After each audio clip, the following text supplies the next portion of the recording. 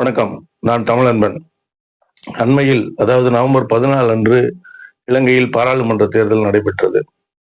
அந்த தேர்தல் முடிவுகள் ஈழத் தமிழர்களுக்கு மட்டுமன்றி உலகத் தமிழர்கள் மொத்தத்துக்கும் பேரதிர்ச்சியை கொடுத்துள்ளது. அதுக்கு என்ன காரணம்?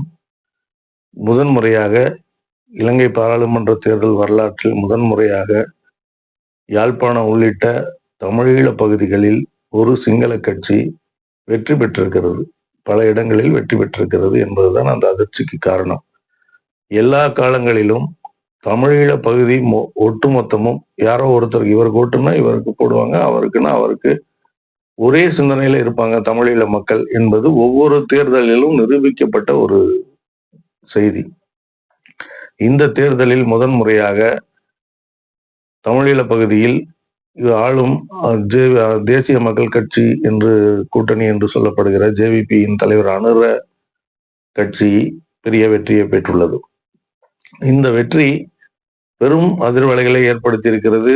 தமிழகத்திலிருந்து மதிமுக பொதுச்செயலர் வைகோ அவர்கள் கூட இது ரொம்ப தமிழர்கள் ஏமாந்து விட்டார்கள் என்று வேதனையுடன் அறிக்கை வெளியிட்டிருக்கிறார். உலக தமிழர்கள் இது குறித்து நாள்தோறும் விவாதித்துக் கொண்டிருக்கிறார்கள். எப்படி இது நடந்தது, ஏன் நடந்தது, தமிழர்கள் என்ற உணர்வு மங்கிவிட்டதா என்று நாள்தோறும் இது தொடர்பான விவாதங்கள் நடந்து கொண்டிருக்கின்றன. அதுக்கு காரணம் 2 விஷயங்கள். இந்த தேர்தலில் இலங்கையில் உள்ள 221 பாராளுமன்ற உறுப்பினர்கள் 21 இடங்களில் 159 இடங்களை அந்த கட்சி அனுரவின் தேசிய மக்கள் கட்சி வென்றிருக்கிறது. இலங்கை பாராளுமன்றத்தின் கணக்குப்படி ஒரு 114 115 பேர் இருந்தா ஒரு சட்டம் அறுதி பெரும்பான்மை என்று இருக்கிற நிலையில சிறப்பு தீர்மானங்கள் அல்லது ரொம்ப அரசியல் சட்ட திருத்தம் உட்பட முக்கியமான சில சிறப்பு தீர்மானங்களை நிறைவேற்றுவதற்கு 150க்கும் மேற்பட்டோர் ஆதரவு தெரிவிக்க வேண்டும் என்ற ஒரு விதி அவங்களுக்கு இருக்கிறது. அந்த விதியில்தான் சில விஷயங்கள் இது ஒரு நாள் வரை நடக்காமல், ஆளுங்கட்சி நினைப்பதெல்லாம் நடக்காமல் இருந்தது. இப்பொழுது 159 இடங்களில் அனுர கட்சி வெற்றி பெற்றிருப்பதால் அதிபர் அனுர என்ன நினைக்கிறாரோ அதை செயல்படுத்த முடியும் என்கிற இடத்துக்கு வந்துவிட்டார். இதுதான் அனைவரையும் ஆச்சரியத்திற்கும் அச்சத்துக்கும் ஆளாக்கியுள்ள ஒரு செய்தியாக இருக்கிறது. ஏற்கனவே அனுர ஜேவிபியினுடைய அனுர கட்சியின் மூலம் ஜேவிபி என்பதால் ஜேவிபி எப்போதுமே தமிழர்களுக்கு ஆதரவாக இருந்ததில்லை, அதனால் இனி தமிழர்கள் கடுமையாக ஒடுக்கப்படுவார்கள் என்கிற அச்சம் அவர் அதிபரான போதே இருந்தது. இன்று அவருடைய கட்சி பாராளுமன்றத்திலும் மிக பெரும்பான்மையை பெற்றிருப்பதால் அந்த அச்சம் தமிழ் மக்கள் மத்தியில் கூடுதலாக ஏற்பட்டுள்ளது. ஆனால் அந்த அங்குள்ள தாயகத்தில் உள்ள தமிழ் மக்களே அனுர கட்சிக்கு ஓட்டு போட்டு விட்டார்கள். இது ரொம்ப மிகவும் வேதனை, வருத்தம் என்று எல்லோரும் வருந்தி கொண்டிருக்கிறார்கள். உண்மையில் என்ன நடந்தது என்று பார்த்தால், இலங்கையின் மொத்த வாக்காளர்கள் 1,71,00,000 பேர். அந்த இலங்கை தேர்தல் ஆணையத்தின் அறிவிப்பு 1,71,00,000 பேர். இந்த தேர்தலில் 1,18,00,000 வாக்குகள் பதிவாகி இருக்கின்றன. இந்த 1,71,00,000 கிட்டத்தட்ட 1,30,40,00,000 ஓட்டுகள் முழுக்க சிங்களவர்களுக்கானது. மீதி இருக்கிற 35-40 முதல் 40 லட்சம் வரையான வாக்குகள் தமிழர்கள், முஸ்லிம்கள் ஆகியோர்கள் கலந்ததா இருக்கும். தமிழர்கள் மட்டும் என்று கணக்கு பார்த்தால் 20 25 லட்சத்துக்குள் இருக்கும் என்றுதான் அங்குள்ள தரவுகள் தெரிவிக்கின்றன. அதே மாதிரி பாராளுமன்றத்தில் 221 இருக்கைகள் இருக்கின்றன என்றால் தமிழ் பகுதிகளில் ஒட்டுமொத்தமாக தமிழீழ பகுதியில் வடக்கு கிழக்கு எல்லாம் சேர்த்து அதிகபட்சம் 22 இருக்கைகள் தான். 220 22 இருக்கைகள் தான் தமிழர்களுக்கான இருக்கை. அது மீதி மொத்தம் 200 190 200 இடங்கள் சிங்களர்களுக்கான இருக்கை.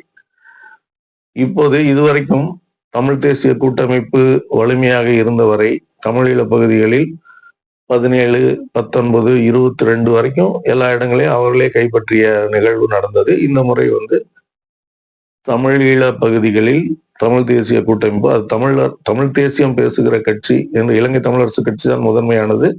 அது முஸ்லிம் காங்கிரஸ் எல்லாம் சேர்ந்து ஒரு 10 இடங்கள் வென்றிருக்கின்றன. அதாவது 10 முதல் 12 இடங்கள் வரை இழந்திருக்கின்றன.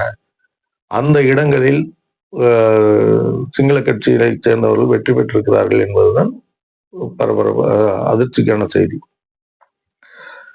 இதில் இன்னொரு நன்மை நடந்திருக்கிறது என்று அங்குள்ள மக்கள் தெரிவிக்கிறார்கள். அதில் என்னவென்றால், எப்பொழுதுமே தமிழீழ மக்களுக்கு ஆதரவாக இல்லாமல் ஆளும் சிங்கள தரப்புக்கு ஆதரவாகவே செயல்பட்டு வந்த டக்ளஸ் போன்றோர் தோல்வியை தழுவியிருக்கிறார்கள். ஒரு 30 ஆண்டுகளாக தொடர்ந்து வெற்றியிலே இருந்த டக்ளஸ் போன்றோர் இந்த தேர்தலில் தோல்வியை தழுவியிருக்கிறார்கள் என்பதுதான். அந்த டக்ளஸுக்கு விழ வேண்டிய வாக்குகள் நேரடியாக இப்ப அனுராவுக்கே, அதாவது அந்த கட்சிக்கே விழுந்து விட்டது. அதாவது துரோகியை விட எதிரியே மேல் என்று மக்கள் ஓட்டு போட்டு விட்டார்களா என்று யோசிக்கிற மாதிரி இந்த நிகழ்வு நடந்திருக்கிறது. இதில் இன்னொன்று கூடுதலாக பார்க்கும்போது, இதனால் ஒட்டுமொத்த தமிழ் மக்களே தமிழ் தலைவர்கள் மீது நம்பிக்கை இழந்து விட்டார்கள். இவர்கள் யாரும் தமிழ் தலைவர்கள் கொடுத்த வாக்குறுதி எதனையும் நிறைவேற்றவில்லை.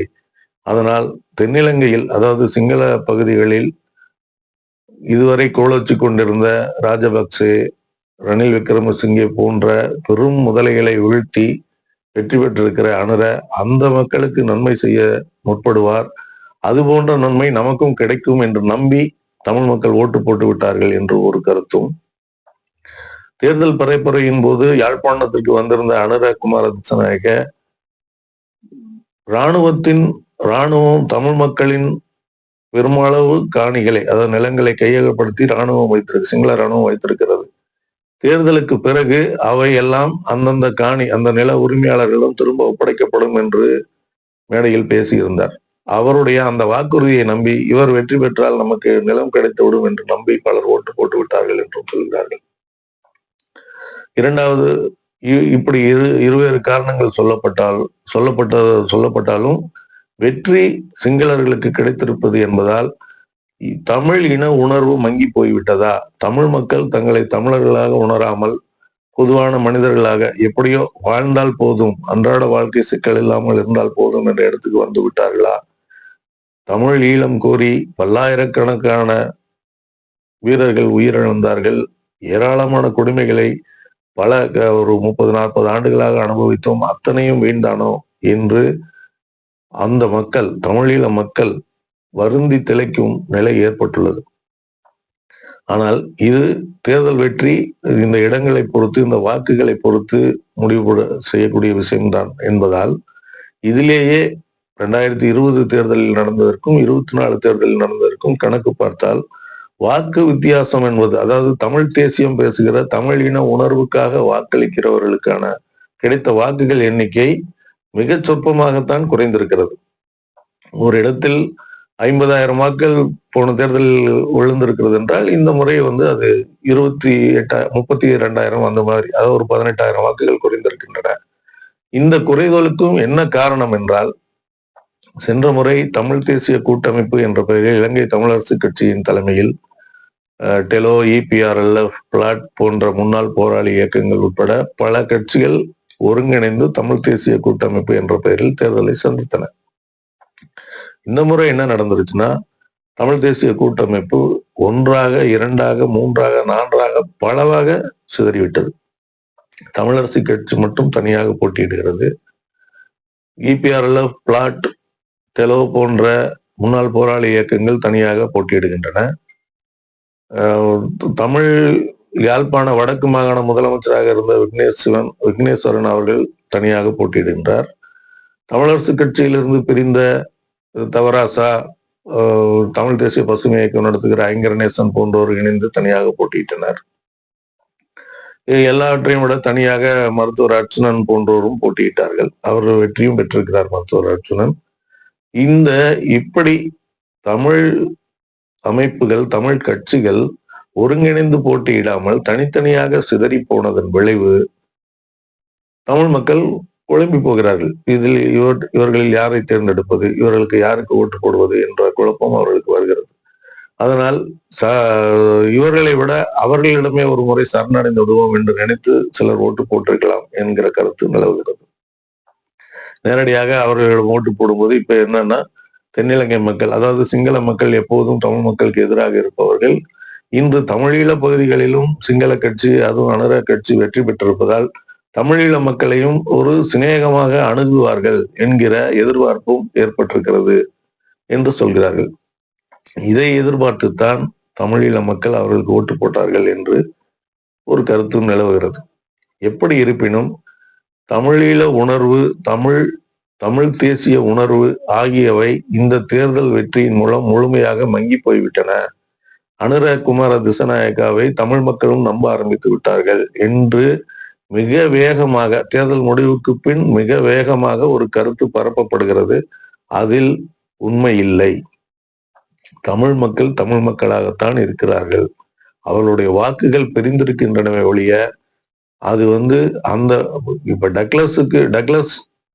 டக்ளஸ் ஒரு தமிழ் தலைவர் என்று சொன்னால் அவருக்கு ஓட்டு போட்டால் அது முழுக்க சிங்களவர்களுக்கு தான் போய் சேர்கிறது. இப்ப இந்த முறை டக்ளஸுக்கு போடாமல் நேர அனுரகுமாரோடைய வேட்பாளருக்கே போட்டு இருக்கிறார்கள். அவ்வளவுதான் மாற்றம் நடந்திருக்குது ஒழிய தமிழ் மக்கள் தமிழ் மக்களாகத்தான் இருக்கிறார்கள் என்பதற்கு இன்னொரு சான்றாக கிழக்கு மாகாணத்தில் முன்பை காட்டிலும் மிக கூடுதலாக தமிழ் தேசிய உணர்வு உள்ள தமிழரசு கட்சியை வெற்றி பெற்றிருக்கிறது. கிழக்கு மாகாணம் முற்றிலும் அனுரகுமாராவை நிராகரித்திருக்கிறது. முன்பெல்லாம் வடக்கு மாகாணம், யாழ்ப்பாணம், வவுனியா மாவட்டங்களில் கூடுதல் இடங்களும், கிழக்கு மாகாணத்தில் இப்போது கிடைத்ததை விட குறைவான இடங்களும் தான் கிடைக்கும். ஆனால் இந்த முறை மாற்றம் நடந்திருக்கிறது. யாழ்ப்பாணத்தில் குறைவான இடம் கிடைத்திருக்கிறது, மட்டக்களப்பில் அதிக இடங்கள் கிடைத்திருக்கின்றன. ஆக அங்கு அப்ப தமிழ் உணர்வு என்பது எல்லா பகுதியிலும் சரியாகத்தான் இருக்கிறது. யாழ்ப்பாணத்தில் ஏராளமான பிரிவுகள், பல சுயேட்சை குழுக்கள் போட்டியிட்டதன் விளைவு தமிழர்களின் வாக்குகள் பிரிந்ததும், பல சுயேட்சை குழுக்களாக போட்டியிடுகிறார்களே, இவர்களை நம்பி எப்படி ஓட்டு போடுவது என்று தமிழ் மக்கள் சிலர் நினைத்ததாலும் தான் இந்த சில இடங்களை தமிழ் தேசிய கட்சிகள் இழந்திருக்கின்றன என்று நம்ப வேண்டியிருக்கிறது. இதனால் இந்த தேர்தல் முடிவை வைத்து தமிழின உணர்வு மங்கி போய்விட்டது, நீர்கொழும்பில் வசிக்கும் தமிழ்நாட்டு தமிழர்கள் முழுக்க சிங்களர்களாக மாறி அவர்களோடு உறவாடி தொழில் செய்து வசதியாக வாழ்வதை போல் தமிழீழ தமிழர்களும் மாறிவிடுவார்களோ என்று அச்சங்கள் எழுந்து கொண்டிருக்கின்றன. அந்த அச்சங்கள் தேவையில்லை என்பதுதான் என்னுடைய கருத்து. இன்று இந்த தேர்தல், இந்த ஒரு தேர்தல் தமிழீழ எண்ணத்தையோ தமிழ் உணர்வையோ மாற்றிவிடாது. இன்றைக்கு அனுரகுமார நம்பிக்கை நட்சத்திரமாக தெரிகிறவர்களுக்கு கூட இந்த அறுதி பெரும்பான்மை, அவர் பாராளுமன்ற அதிபர் தேர்தலிலும் பெரும்பான்மை பெற்று வெற்றி பெற்றார். இப்பொழுது உடனடியாக பாராளுமன்றத்தை கலைத்துவிட்டு தன்னுடைய பெரும்பான்மைக்காக தேர்தலை நடத்தினார். கடந்த தேர்தலில் இருந்த மிக 3வது 4வது இடத்தில் இருந்தவர் இன்றைய முதல் இடத்தில் பிடித்திருக்கிறார். இவருக்கு அடுத்து சஜித் பிரேமதாசா வந்திருக்கிறார். கடந்த முறை அதிபராக இருந்தவர், பிரதமராக இருந்த ராஜபக்சே ரணில் கூட்டம் முற்றாக அழிந்து விட்டது. இப்படி இருக்கிற இந்த நிலையில் அறுதி பெரும்பான்மை எப்பொழுதுமே ஆபத்தை ஏற்படுத்தும் ஜனநாயகத்தில் என்பது ஒரு கருத்து. அந்த கருத்துக்கு ஏற்ப இனி அனுரகுமார தமிழ் இனத்துக்கான தீர்வை கொடுத்து விடுவாரா என்றால், அவர் அப்படி கொடுப்பேன் என்று எந்த இடத்திலும் இதுவரை சொல்லவில்லை. யாழ்ப்பாணத்தில் தேர்தல் பரப்புரையின் போது அவர் பேசியது கூட என்னவென்றால், தெற்கை போலவே, அதாவது சிங்கள மக்களைப் போலவே தமிழ் மக்களும் என்று சொல்லவில்லை, தெற்கை போலவே வடக்கிலும் சரிசமமான அபிவிருத்தி திட்டங்கள் மேற்கொள்ளப்படும் என்று சொல்கிறார். அதாவது இது வெறும் நிலப்பரப்பு, இது தெற்கு வடக்கு என்றுதான் இருக்கிறதே ஒழிய தமிழினம் சிங்கள இனம் 2 தேசிய இனங்கள் இருக்கின்றன என்பதை அவர் ஒப்புக்கொள்ளவில்லை. அதனால் அவர் வழக்கம் போல சிங்கள தலைவர்களைப் போல சிங்கள தேசிய பௌத்த பேரினவாத சிந்தனையில் தான் அவர் இருக்கிறார். அதை வெளிப்படுத்தாமல் செயலில் காட்டுகிறார். அதுதான் நடக்கப் போகிறது. 1956 வந்த தனி சிங்கள சட்டம் போல் சில தீவிர முடிவுகளை கூட அவர் எடுக்கக்கூடும் என்று எதிர்பார்க்கப்படுகிறது. அப்படி அவர் அறுதி பெரும்பான்மையில் ஆட்டம் போட ஆரம்பித்தால் அப்போது இன்று மங்கி இருப்பது போல் தோற்றமளிக்கின்ற தமிழ் இன உணர்வு பீறிட்டெழும் என்பதில் மாற்றமில்லை. இந்த தோல்வியை வைத்து ஒட்டுமொத்தமாக முற்றாக முடிந்து விட்டது, இவ்வளவு நாள் போராடியது வீணாகிவிட்டது, இவ்வளவு தியாகங்கள் பலனளிக்காமல் போய்விட்டது என்று வருந்துவர்கள் அனைவரும் கொஞ்சம் காத்திருங்கள், மீண்டும் தமிழின உணர்வு வரும். தமிழ் தேசிய இனம் தனித்த இனம் என்பது உலக அளவில் அடையாளப்படுத்தப்படும் என்பதுதான் எனது அசைக்க முடியாத நம்பிக்கை. அதை உங்களுடன் பகிர்ந்து கொள்கிறேன். நன்றி.